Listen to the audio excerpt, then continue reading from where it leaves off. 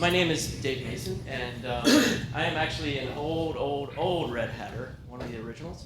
And I spent quite a few years at Red Hat. And when I left Red Hat, I bounced around a little bit, tried some politics, whatever. But I was really looking for some way of taking open source that I knew from software and expressing it in other ways. And I heard about this nonprofit that was in Chapel Hill, this public health nonprofit, that had started working in open source software. And I thought, this is interesting. And this is Heather Lagarde. Heather has a long history in nonprofit world, from Human Rights Watch to War Child to UNHCR. And through her work in those organizations, she met a lot of entertainment people, musicians and the like, who had contributed their time, their music, and their money to some of the projects she was working on. Heather was roped into IntraHealth by our friend Vanessa, who also brought me to IntraHealth, sitting back there. So we find ourselves both at IntraHealth, and IntraHealth had already started working on this HR information system that they had done in open source due to some monetary constraints from the real world of HRIS. And so Heather and I get together and with Vanessa, and we start talking about ways of looking at open source and nonprofit world.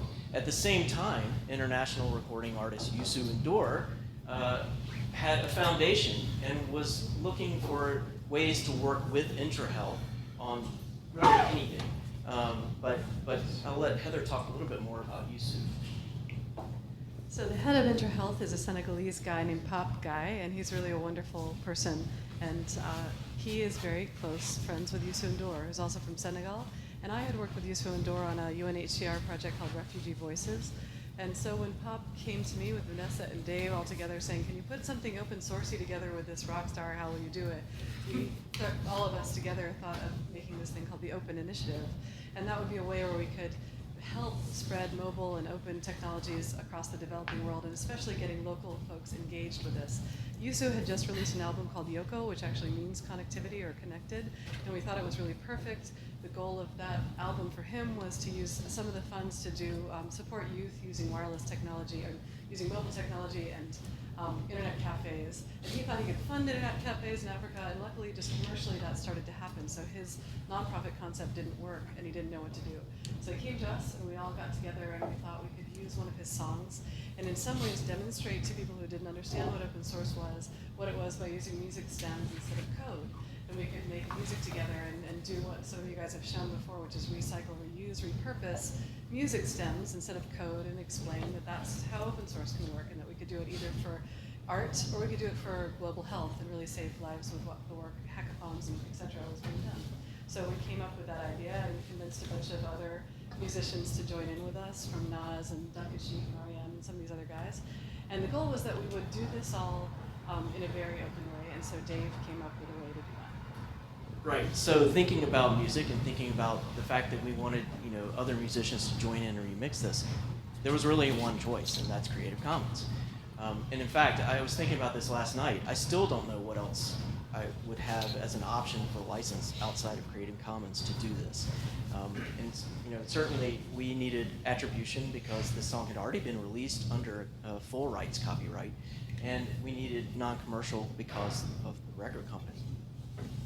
So I had to convince the record companies to do this, and the agents and the artists, and none of them had heard, most of them had not heard of Creative Commons before, and were very scared by this concept. But thankfully, David Byther, who is one of the heads of Nonsuch Records, really got behind this. They were also representing Youssou, and they understood the concept, and so he was able to get buy-in from his company, and then to go to Warner, which is a very large company, and get them to understand that we were going to release it the stems individually, and people could play with these music stems individually, meaning if you think of a song, it might sound like it's one song, but it has 85 different underlying tracks, and that was what was going to be released one by one.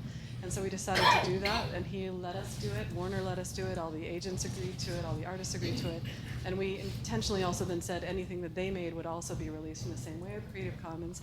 And the reason we did that is because we did a global remix contest after we had the celebrities do their versions, and we let everybody use all the versions, all the music stems, and make new music. And so journalists understood this, the lay people who didn't understand what open source was understood it, and we had 500 entries around the world and from 30 different countries. It was totally moving, incredible. We had an amazing group of judges from all of these record companies and some of the stars on board chose, and a really beautiful song from Studio Mali won. So we were quite pleased with how that spread the word about open source and about IntraHealth. So there's actually a new book out. It's called The Power of Open, and it's all about Creative Commons.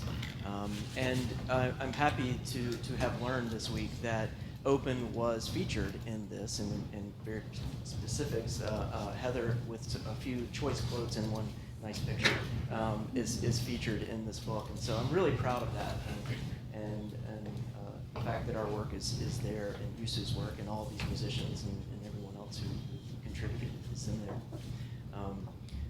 So Heather's going to talk about what's happened since then. So the greatest thing to grow out of it was not the music, though we will play the music, but it was the collaborations and the community built out of the project. We managed to attract a whole bunch of other great open source companies, really innovative people doing a lot of the innovation labs all over the world got involved. We have something called the IntraHealth Open Council, and Paul Jones and a bunch of other people in this room are on that council. And that has grown into a lot of collaborative projects all around the world, and open and mobile health projects, e-learning and m-learning, and it's quite incredible what's happened. We're really thrilled with it. And in this last year, we have expanded into doing Clinton Global Initiative Commitment, which President Clinton chose to focus on and be featured at the end of this year's CGI event, which was really exciting for us. And we also run a conference now called Switchpoint, which happens in Saxe-Baja in the Ha River Ballroom, which is my nighttime job.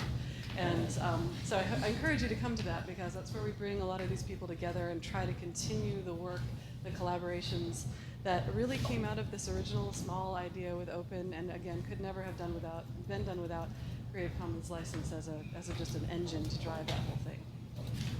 Yeah, one thing I wanted to say about Creative Commons is that certainly there's a legal construct to it, but for me, it was more of a facilitation tool, and one that we could not have done any of this without, especially when we started dealing with record labels and other musicians. And so I love that about Creative Commons. So right now we're going to play you a couple of tracks from the thing.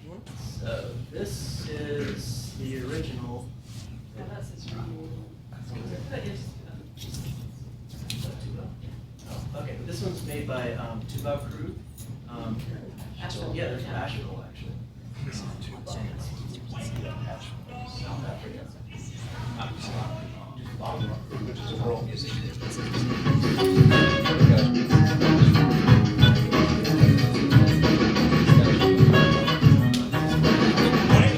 As we listen